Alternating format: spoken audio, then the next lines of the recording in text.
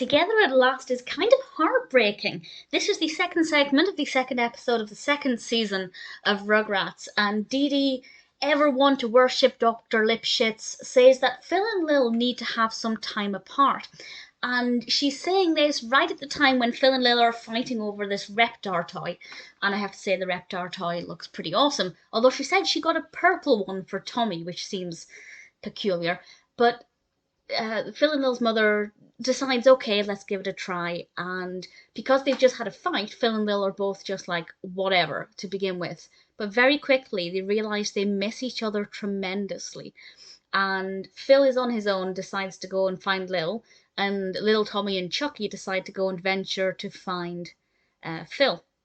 But of course, they're both looking for each other. And I won't say exactly what happens, but the message is pretty clear.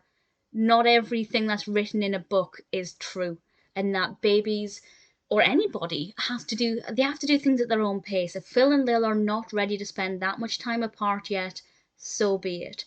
And obviously, well, I say obviously, I'm not a twin, but I assume that it is good for twins to have, independent activities, hobbies, interests, things they do apart from each other, just as it is for any sibling. But I feel like with twins, there's a much stronger bond there. And if you try and force that apart, it could have actually really negative and serious psychological consequences. And the episode does a pretty good job of saying, hey, if they're not ready for it, pipe down Dr. Lipschitz.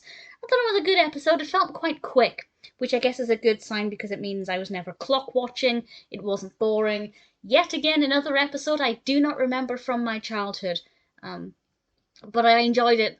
A lot of my favourite Rugrats episodes are the ones that look at the psychology of early years and, whether the babies are meeting their milestones and things that show that babies develop at different rates. And this really speaks to me as an adult, as somebody who is interested in child psychology. So I really like that aspect of it. But I also feel like it's just quite a fun episode as well. Definitely a pretty strong one.